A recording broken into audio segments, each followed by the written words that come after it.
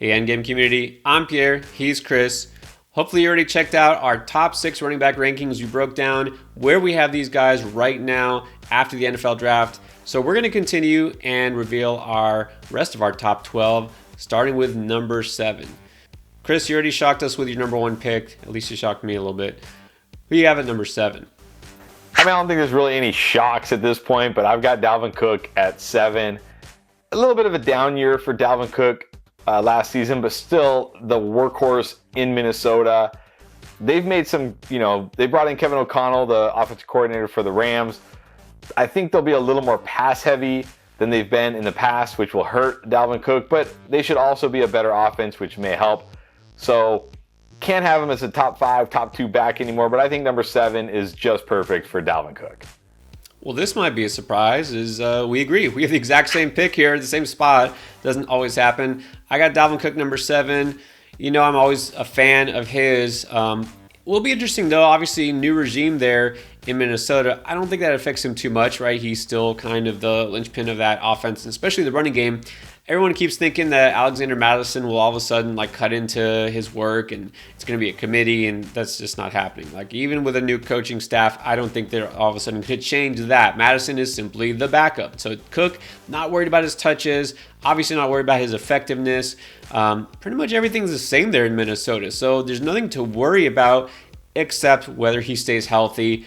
That's why you can't really have Cook too much higher, because it seems to be always something. Of course, let us down last year, especially towards the end when we needed him in the fantasy playoffs. And of course, fantasy managers will not forget that. But you can't hold it too much against him. I think he fits right there, kind of this middle tier of RB1s. I think that's pretty much a good place for him. All right, so now we're going to go on to number 8, and here's where it gets interesting, right? You kind of have the typical consensus of all these guys we've already gone over, but now, what do you go for? You go for youth, you go for just pure upside, you go for situation. Who do you go for at number 8? I guess I go for youth, situation, and upside, because I've got Javonte Williams at number 8. Look, a lot of people really upset when they re-signed Melvin Gordon, but he's a 29-year-old running back who's getting paid less than Raheem Mostert. I'm going to say that again. He's a 29-year-old running back getting paid less than Raheem Mostert. Yes, he's going to be more involved than we want, because we want Javonte to be the guy there. But this is going to be 60-40, maybe 65-35, maybe even 70-30 Javonte. And in this offense, that is more than enough to support a top 8 running back, especially one who was as good as Javonte last year. If you look at Javonte's efficiency numbers, they were almost as good as Jonathan Taylor's. He just didn't have the touches. So I love Javonte still in what should be one of the best offenses. Also should be one of the best defenses, which means more snaps, more opportunities for the offense. So I'm not as worried about Melvin Gordon as most people are. I still have Javonte inside the top 10. In fact, I have him number 8. So again, kind of like I feel the same way with Najee. I can't make an argument against Javonte. The only thing, and I was a big fan of his last year going into the draft, thought he was one of the most talented runners in that rookie class. I think he's being a little bit overvalued, just a little bit, and that's because of his youth. We get all excited about the shiny new toy and the young running backs, and people want to pretend that Melvin Gordon is just trash now because he's almost 30 years old. No, he's not going to be a focal point of the offense. He's still there, right? Javonte Williams isn't going to be taking 90% of the snaps at running back, right? And Melvin Gordon was still fairly effective last year, which is why they kept him. So no, nobody's going to pay up big for him, because look how devalued running backs are these days. No one's going to pay up a veteran, because they don't need to. They can just replace him with a younger model. But Javonte's just not the kind of guy, I think, who's ever going to see 300 touches. This offense will be better, obviously, with Russell Wilson there, but also they won't need to just rely on their running game anymore to protect, whoever's a quarterback, like Teddy Bridgewater or Drew Lock or whoever they've been playing the last couple of years, right? So it's not going to be a team that just wants to run and win with defense. It's going to be a little more dynamic offense. I think Javonte is really good, but I just don't know if he has greatness in his profile for fantasy. So I'm going to go with a guy instead who has shown that he's been great. Was not great last year. Was actually a big bust. But that was last year. So look, Saquon Barkley, not giving up on him because we know last year he was coming off an ACL injury. So we like to just pretend that these things can just mend themselves and guys will be back on their feet in a few weeks. Okay, so even if they're out in the field, it doesn't mean they're going to be 100% effective. We have seen, especially with wide receivers, but also with running backs, that the first year after ACL injury, they are not back to full speed. So you combine that with the fact that Giants were still terrible. The offensive line is suspect. They don't have much of a passing game. Yeah, he was in a terrible situation, and so he played terribly. He should be back fully healthy, as close as you can get to it, right? Year one is over after the ACL. So he should be back to himself, his true self, after this offseason. They got a new coach, which by itself is going to make a world of difference, right? I don't think anybody was a fan of Joe Judge, especially in New York. So new offensive-minded coaching staff. Old Saquon is back. I think that we can see a revitalization. Not putting him top 5 here, all right? I just have him number 8, but I like his upside because he also is involved as a pass catcher, and he has no threat as far as being, a pass catching back, coming in for him on third downs or someone who might threaten his workload. He's the guy there, and they're going to need him to win. So I would still take a chance on Saquon just ahead of Javonte. I had Javonte number 9. Love him. Just not as much as Saquon Barkley. All right, so I got Javonte number 9. Who's your number 9? Well, I was wrong on DeAndre Swift last year when it came to the pass catching. I did not think DeAndre Swift was going to be able to catch as many passes as he did in an offense who's likely going to be, getting blown out every week. But he was like garbage time hero last year. And in PPR, any running back who has 100 catch upside, and DeAndre Swift has 100 catch upside, is extremely valuable, even if they're not that good on the ground or that efficient on the ground. And make no mistake, he was not very good on the ground last year. And a lot of it had to do with the offense, of course, but he just wasn't. Now, I do expect the offense to be better. He'll probably be better on the ground. But like I said, any running back who can catch 100 passes in PPR leagues pretty much is a lock to be a top 12 running back, if not a top 10 running back. And then when you factor in, he's going to get at least half of the carries in Detroit, him and Jamal Williams. That to me gives him top 10 upside. So like DeAndre Swift a lot more this year than I did last year. I have him at number 9.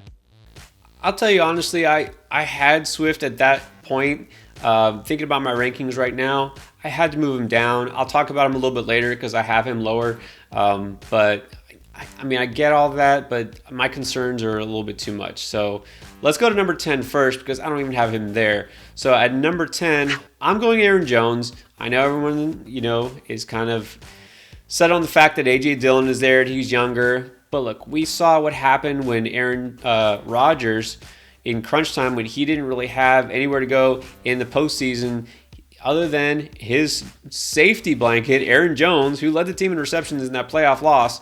Devontae Adams is gone. I think we're going to see an uptick, actually, for Aaron Jones. He's going to be used more as a pass catcher. He's still going to be the main runner. A.J. Dillon's still there. Yeah, fine. But Aaron Jones still had a pretty good season last year. I think we're going to see Jones more involved. So I think number 10, it may seem a little optimistic, but again, I feel like his usage is going to warrant that. Now, number 10, you have a new name. I do, and I really struggled with where to put Breece Hall. I think he's got to be inside the top 12. Maybe top 10 is a little too high, but you look at rookie running backs coming in, especially ones like Breece Hall, who can handle a 3-down workload.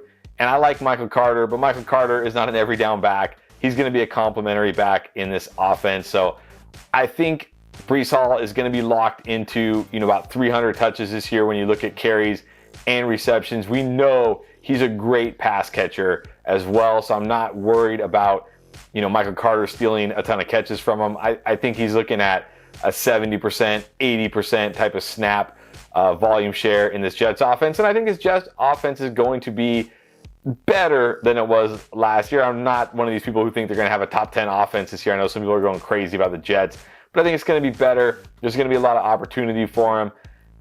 So, again, I struggle with where to put him. Definitely top 12, but I got him at 10 right now. I think that seems fair. Look, I'm optimistic about the Jets offense too. We can't go crazy, but yeah, I agree. He's going to be the guy there. They drafted him for a reason. Michael Carter, say goodbye to his fantasy fortunes. All right, now let's go down to 11. Some guys we already talked about. You got Aaron Jones there. I get DeAndre Swift. Before I talk about Swift, how do you feel about Jones? I mean, do you think that he's going to do better or worse with Devontae Adams kind of out of the mix there? I think he's going to get more receptions, which is nice, but I think his touchdown potential is going to come way down because even though they still have Aaron Rodgers and Aaron Rodgers is great, this offense is going to take a hit without Devontae Adams, right? Devontae Adams was a guy who could always get open, could always make the play when they needed it, and now they really don't have that. I mean, Christian Watson, Alan Lazard, Randall Cobb, whatever he's got, I think these guys aren't going to be able to do that for Aaron Rodgers. So I think Aaron Jones, like you said, is going to see more dump-offs and more receptions, which is really nice in PPR leagues, but I don't know if that's going to be enough to overcome his likely lack of touchdowns. And look, he's getting older. They got A.J. Dillon. We could see him losing early down work even more to A.J. Dillon. We saw it last year down the stretch. We could see it happen even more. So that's why I have him this low. I still think he's a great option in PPR formats. Just doesn't have that huge ceiling, like that top 5 ceiling that he used to have. Yeah, no, the ceiling definitely isn't as high. I might come around on this. I probably won't have him lower than 12, but yeah, it might take me some time to get there, but I might at some point do like you and put Breece Hall over him. I don't have him there just right yet. Now, I do have Swift 11.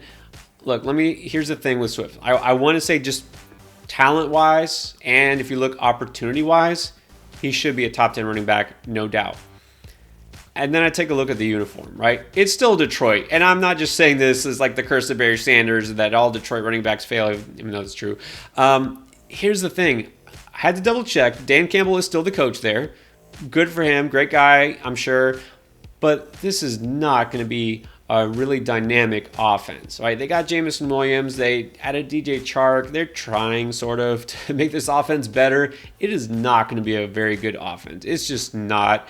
And the offensive line is okay at best, but that's it. And Swift, so much of his value, like you mentioned, last year, it was garbage time. It was pass catching, but not because that was part of the offense. It's because they had to do something to try to generate a pass offense because they were losing by double digits. I don't think we can necessarily count on that production. And look, Swift, as a runner, didn't even average 4 yards per carry. So I just don't feel like it's there with him in this situation.